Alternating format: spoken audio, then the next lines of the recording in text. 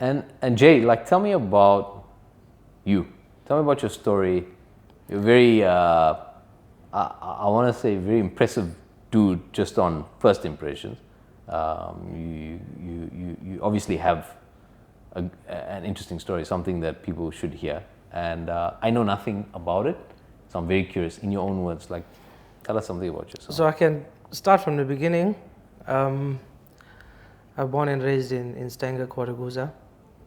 I went to school, primary school in Stanger, and then I matriculated and I went to high school at Ashton in Ballito. I do come from a wealthy family. My dad used to have a lounge suite factory called Style Collections in Isitebe. Nice one. It was one of the largest, well, it was the largest lounge suite manufacturer in Africa. He had 1,000 employees. And around 2015, in fact, before that, 2012, 2013, he got cancer, stomach cancer. And then he went into remission. And then in 2015, he got lung cancer, terminal lung cancer.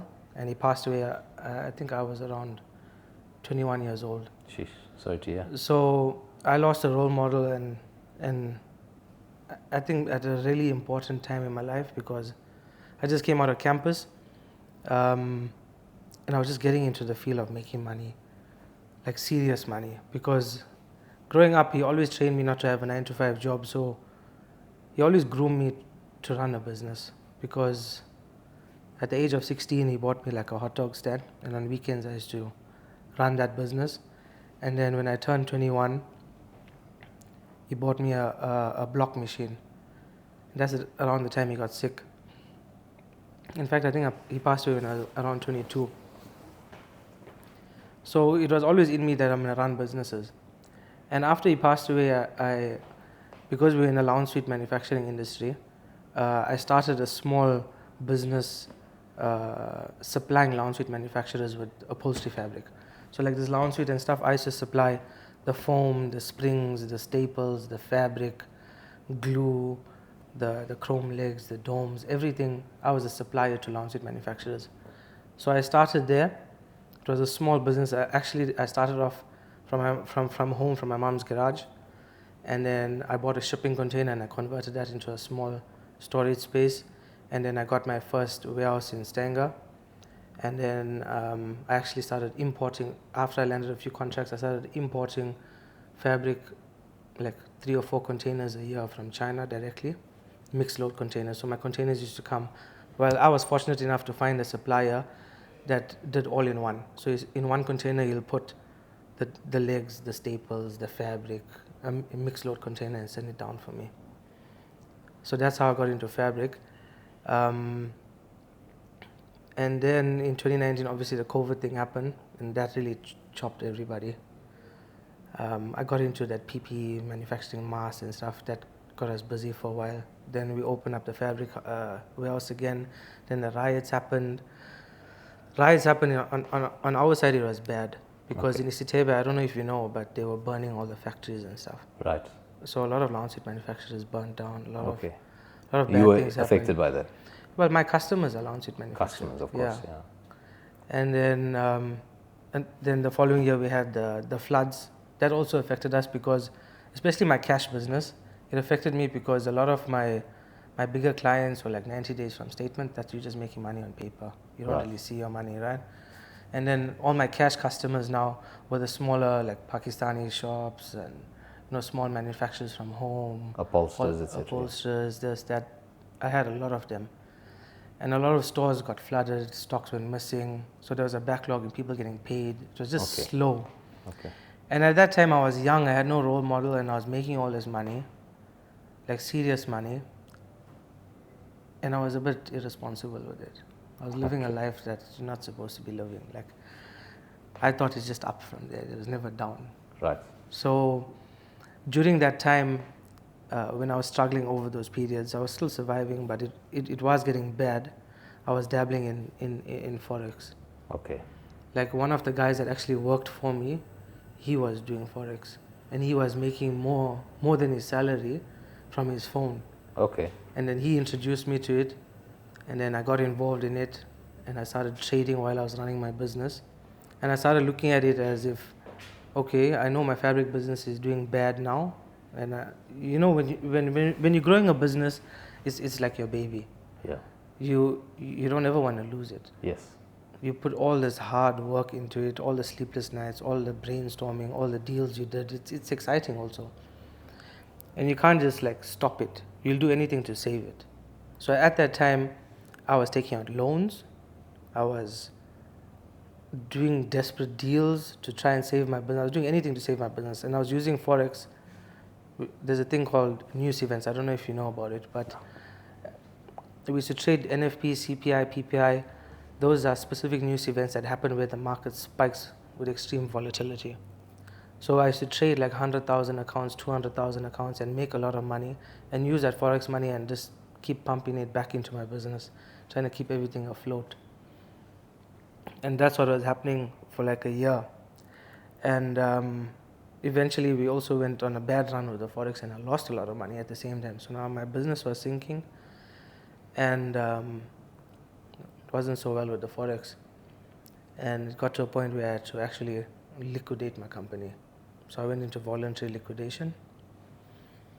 And I was so desperate that at the time, I don't know if I should share the story, but I paid the liquidator like only half the money. And then I thought I'll just make money with the forex and just pay the liquidator. And then he did all that work, and then I had no more money. And then I was owing the liquidator money, and I was owing all these suppliers money. Well, these Chinese suppliers. And Chinese suppliers, they're not like, they don't work with like documents where you got a credit application form or things like that. They'll come to your place and they'll take your van, or they'll, like Chinese mafia style. Okay. So they were on my case, bro. Sometimes I used to walk, and I used to be at the warehouse. I'll walk into the warehouse. I'll hide under the desk. Let them leave. Because at that time, I didn't want to give up. I said, no, just give me a little bit more time. I can turn this thing around. But I was in so deep and so stupid and immature, because I cashed out all my policies, whatever cash I had, whatever vehicles I had, like the freehold vehicles, I was like selling it and pumping money back into the business, and then keeping all the finance vehicles. I had like 8 vehicles. So everything was just piling on me. And at the same time, I got married young.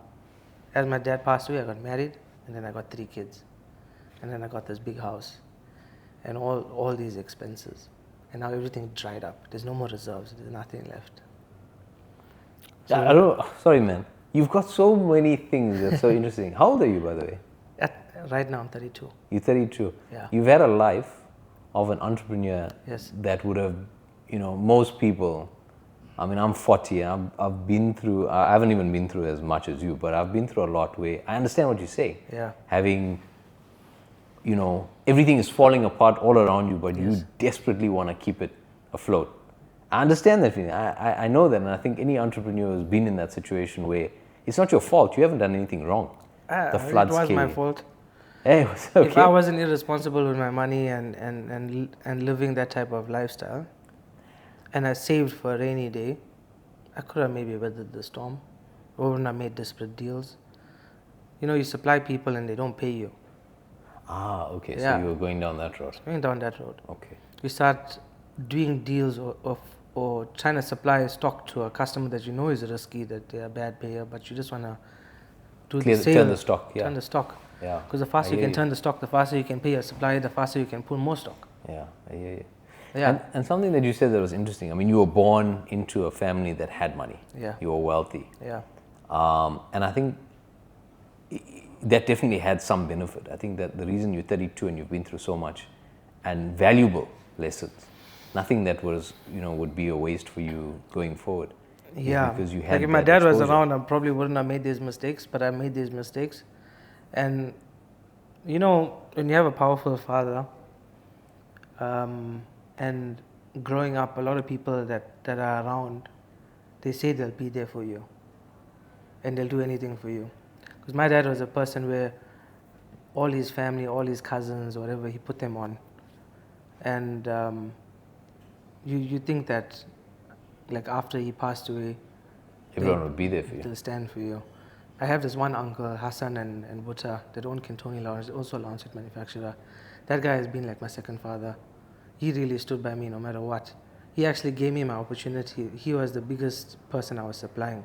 Like all those containers I was importing from China, he never used to even come to my warehouse. So he delivered the entire container directly to his factory. So he also guided me a bit, but when the shit was hitting the fan, I was too embarrassed to tell anyone. Also, if I make it known that the shit is hitting the fan, like a lot of these good clients, they're not going to take stock from me. Of course. Yeah, because they're making commitment on orders according to specific fabric designs that I'm bringing in. And if I'm on shaky rocks, and if they take an order and the fabric doesn't come, they're in big trouble. They're in trouble as well. Yeah. A knock-on effect. Yeah. So once my dad passed away, a lot of people started treating me differently instantly. They were not there for me, or people just switch up on you, and it's quite shocking. And that's when I realized, like, nobody's coming to save me. I need to save myself. I'm out here alone. Yeah, it's You've had the full entrepreneur's journey. Like, you've realized that, number one, working for someone is not great. You'd rather work for yourself at the end of the day. Number two, that business is risky. extremely risky. Number three, you never have support Yeah, ever, because even the support you think you have, in the wrong circumstances, that support is gone. it's gone. So you can only ever depend on yourself. Number four, you have to endure. You grit it. You grit your teeth. You bit down. You continued, and that's why you're still here, despite going through a lot of tumultuous. And it's not starts- easy stops. at home as well. Like a lot of people don't realize, like when you're married with kids and you're going through financial pressure, a lot of people, like their wives and stuff will leave them. That's what it's bad, bro. I think it's a good thing. I'll tell you why. Because if you are born rich, and I've spoken about this many times, if you're born rich, or even if you get to this, if you're 30, 40 and you haven't been married but you made money, you're already wealthy, you're not going to get someone that is 100% with you. You might get lucky, but it's very rare. But when the shit hits the fan, when everything is lost, when you are hiding under the desk, then you know whether your wife really will stand by you, or your husband or your spouse, your partner, will be with you.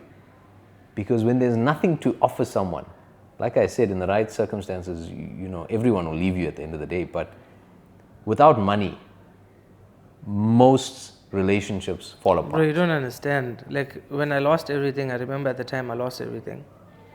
Like everybody disappeared. The people that used to be around me, they left. Anytime you phone somebody, they don't take your calls because they're thinking you're phoning to ask them for money. And I'm a person that has so much of pride. Ever since I went through my patch or lost everything, I didn't even ask my mother for 10 rand. I didn't ask anybody for any money because I could never do it. My dad brought me up where he said, you'll never beg anybody for money, because that's like an scapegoat. Once you ask people for money, you'll always ask people for money. Yeah. And you'll ask everyone for money. And you'll spiral into something where, how can I say, It's never ending. It'll poison your mindset. Yeah, you get used to knowing that It's like I a can crutch. take money from It's like a crutch. There we go. Yeah. So what did you do? Like, so you lost all your money? So my wife was pushing me into forex big time because she knew there is money there. So when I liquidated my business, I left a few things in my business. And you remember at the beginning of this, I told you I had a shipping container. So that was in Isitebe. I had a shipping container that was still there. And I had one guy working for me. So what I did was I moved whatever stock I had to that shipping container, and then I let the warehouse go. And once you let that happen, like, the banks are on you, bro. They're looking for your vehicles. I'm hiding vehicles everywhere. I'm driving around with no number plates. The sheriff is at my house every day. I'm ignoring them, acting like nobody's at home. My lights are getting cut. My water's getting cut. I'm not paying any bills. I'm not paying any bond payments. I'm just covering school fees to make sure that my kids are sorted out. My wife doesn't have a job at the time. Yeah, I think she just started teaching because things started getting bad. So she started part-time teaching. She's a teacher. So I moved all the stock to Isitebe. Well, this was my plan and my mindset at the time. I'm like, listen, I'm going to try and let everything go. I'm not paying for anything. There's no overhead. I'll keep that small warehouse or this container ship running just to do some cash sales. And then I had like 70,000 Rand with me that I kept to trade forex. And I said I'll try and cover expenses from the business from my home. I'm not talking about paying any payments. I'm just talking about buying groceries and a few lights and stuff, water and lights. And I got tenants at the back. So I had two tenants at the back. That income was helping me, but their electricity meter is connected to mine, the main house. And when mine used to get cut, they never used to have lights. So it used to be super embarrassing. So every day I used to make sure I needed X amount of money to fill this prepaid meter so their lights are on. So that was the only thing that was going through my mind. Groceries, sorted the school fees, lights. That was the main thing. And then I was trading forex, making money. I was doing it for like 1 or 2 months, and I was like, okay, if I just do this for long enough, I might be able to bounce back and restart this fabric thing, because now it's covering everything just there, but not covering any expenses, major expenses. But I said if I keep going, maybe I can grow it again, because I did it before. And then the guys broke into the container that's in Isitebe. Black guys came with a van and they loaded up all the stock and gone. So now that thing fell apart. I sold the container for next to nothing. And then I was left with only forex and all these bills and all this responsibility and all this pressure and all the pressure from the wife, pressure from everyone. And at the same time, I don't know if you can relate to this, but when you have money and everybody knows you have money and you come from a wealthy family and then you lose everything, it's embarrassing to walk around knowing that you don't have it anymore. I think there's two parts. I think one is your ego, your pride, because you're so used to it. And then the other thing is, what I find, a lot of people are waiting for you to fail. Yeah. So they take joy in knowing that Jay is going through a bad patch. Yeah, but I try to keep it a secret as much as possible. Like even he didn't know, my business partner didn't know that, Dre and I are childhood friends, and he didn't even know I was going through this patch, because I tried to keep the image the same from the outside. Yeah, I got the house, got a car, got everything, but nobody knows that I'm not paying for the car, I'm not paying for the house, I'm not paying for this, I'm not paying for that.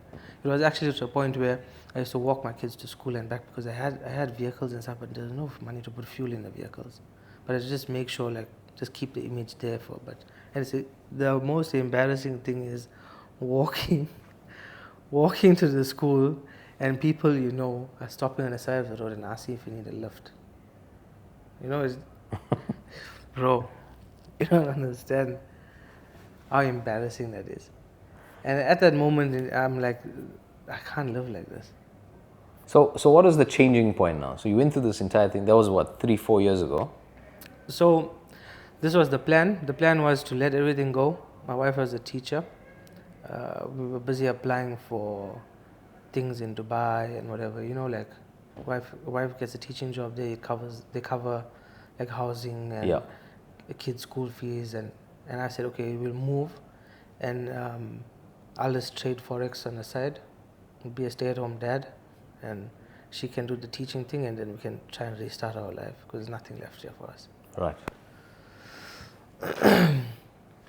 And the small money that I had, that 70 grand, whatever, got depleted. That got depleted from trading, losing money. When you're trading and you're desperate like that, you lose money. Overall expenses in the house, just to keep things going, I ended up dipping into it. Right. And it's different where you're trading for survival, meaning,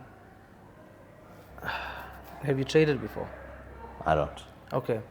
So imagine taking a trade or funding your account to 10,000 Rand, right? Now that is a risk that you're willing to take, where you can lose that 10,000 Rand, but you can also make a lot of money.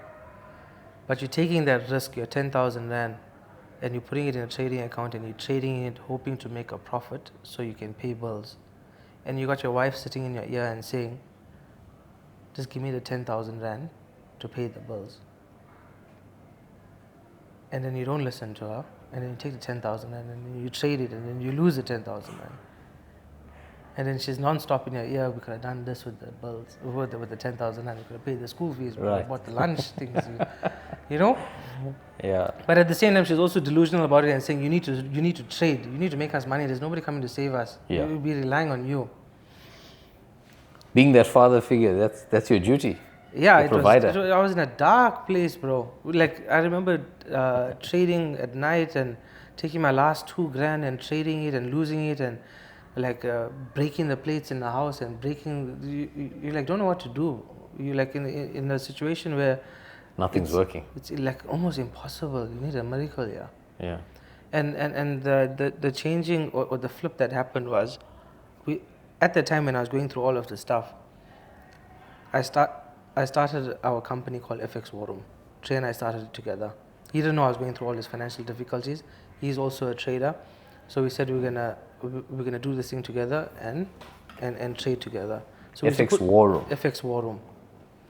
So at the time, I had all this forex knowledge because I did a lot of courses and things while I was going through my thing in the fabric warehouse, and I had all this knowledge, and I knew that if I have enough money, I know how to trade. It's just that psychologically, because I'm in a situation, it's extremely difficult. Like I should trade large amounts of money, and now I can't even trade a 5 grand account because it's my last 5 grand. Right. It's different. Like when you trade 100,000 rand account and you know you got 500,000 rand behind you, even if you lose 100 grand, it's fine. But then now you're down to your last 5 grand. So you got to make sure that trade that you're taking it's the trade, and sometimes it's not the trade. Yeah. It goes against you. So we had the company running, but we were teaching people how to trade, and I was trying to share as much knowledge as I can, and we do like mentorships and signals and stuff, and I should take that money and I should trade and make money and live. So I was using that as my cash flow to fund my account to trade. But it wasn't, at that time War Room was extremely small. It was nothing. The amount of money I was making from there was like peanuts. We had no community, we had nothing. It was a blip. So my wife said, you know what, I'm working now, and her salary at that time was about 8 grand a month. And she said, listen, it's the beginning of the month, NFP is coming up, so non-farm payrolls is coming up. It happens at the first Friday of every month. That's our first news event. And how we were playing it for that year, whatever money we had, or we traded and built up money to risk it for that specific news event. Because if you make money on that news event, I know I got money for the month. Because that's going to run me for all my expenses for the month. If I have a bad NFP, then I'm going to suffer for that month, and it's going to be tough. So she said, we have expenses to pay. We're going to take this risk, because at the time we were getting calls and stuff to move to Dubai. So she's like, let's just take the risk, take this 8 grand, fund the account, risk it for NFP. So Dre is sitting here, he's a testament to it, but he was at my house. We funded the account with the 8 grand, and my wife was actually taking the trade. She took the trade. It was a gold sell trade. And we were trading with a bonus account, a micro bonus account. And we entered these trades and we full margin it. Full margin means is whatever margin you have on your trading account, every time you enter a trade, it costs X amount of margin. So we used to sit and calculate, okay, with 8,000 rand, with a specific lot size, we can open X amount of trades. So to go full margin for the whole 8,000 rand plus the bonus. So she starts entering all the trades in the last 1 minute before the news event happens. And the news event happens and this thing dips down. It spikes down extremely, like just spikes down, keeps pushing down. And you can see the screen on the phone, it goes to like 50 grand, 60 grand, 90 grand, 100 grand, 150 grand. And we're all screaming like, we close this thing. And we enter close on the phone, and it's like lagging and it's not closing the trades. It's closing it slowly, like in portions.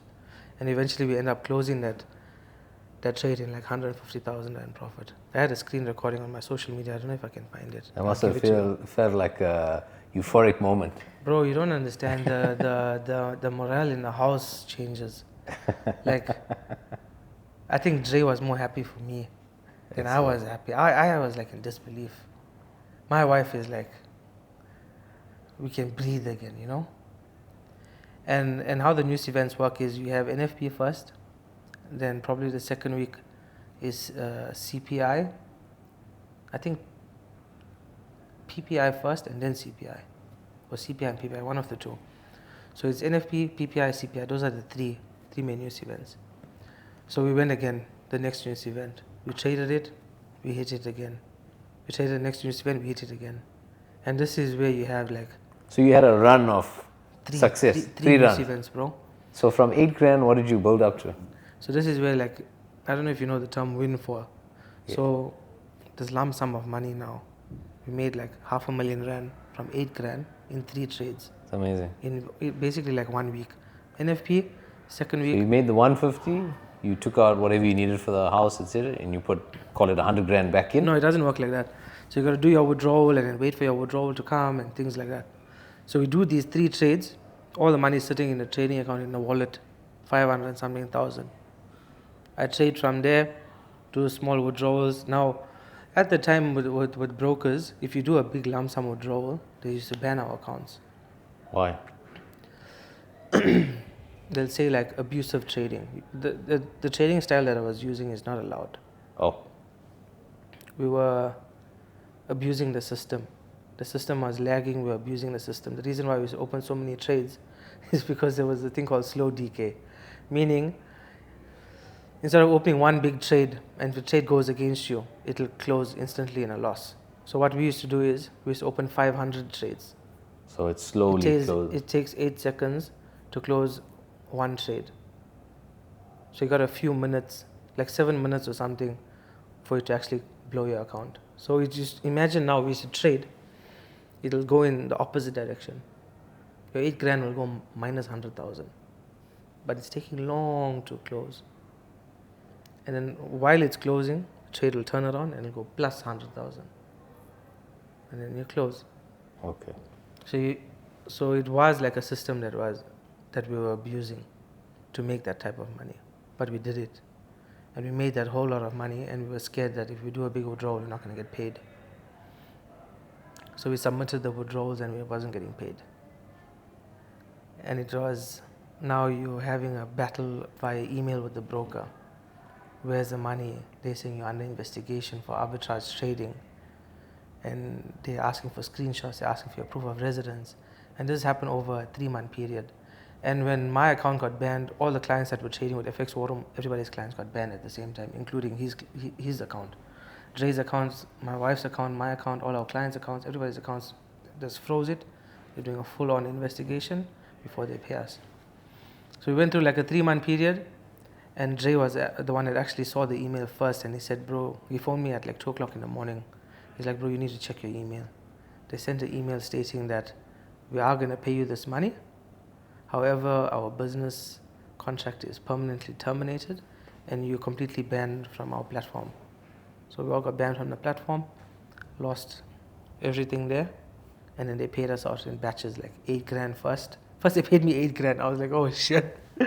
They paid me my initial deposit, I'm not going to get my profits.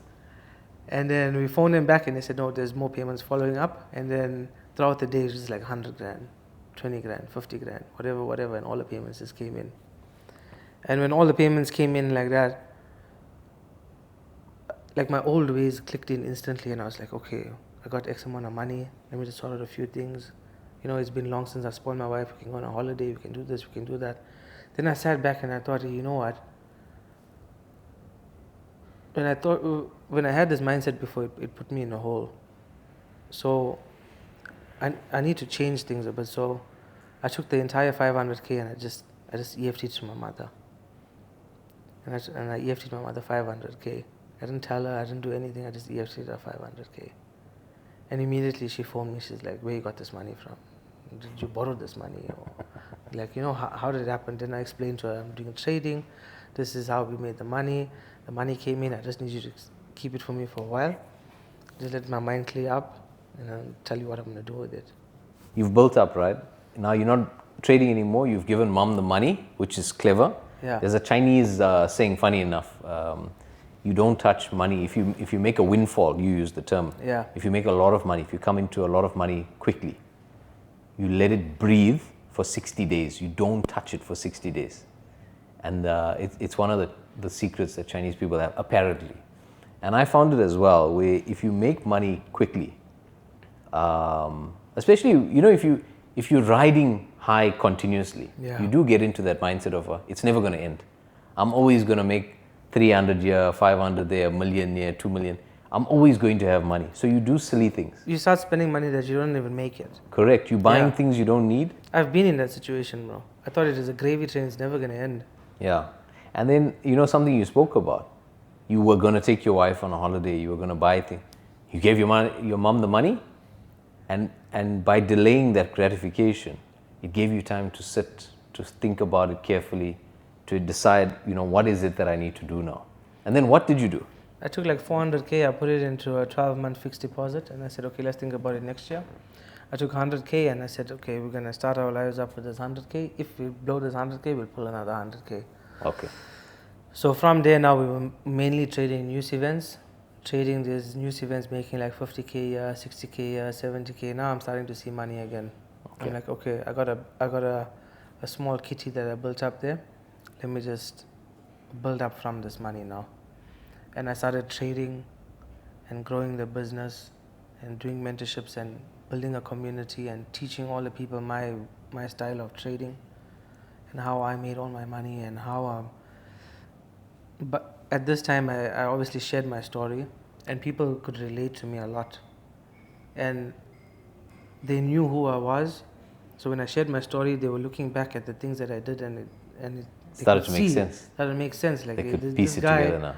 was whatever he said, it really happened. Yeah. And like even in our Telegram group, if anyone can join it, if you scroll to the beginning of time, I think this happened at the end of 2023. The screenshots are there, the screen recordings are there, the emails from the brokers not paying us and stuff, it's all there. Right. So people can go and 2023, verify so it. it's like 3 years ago. Not long ago, right? Not at all. Yeah. So I like the part about you saying, listen, you've decided, you had like 80%, you were putting away 80% at a time. So every time you made money, lock it away, trade with the rest. It's another principle a lot of coaches will talk about, in terms of saving, wealth saving. They call it the 70-30 principle. 70% gets tucked away, you don't touch it. It's not your money. 30% is what you go, continuously out fishing and hunting and speculating with. Because if you lose 30%, you've got something to fall back on.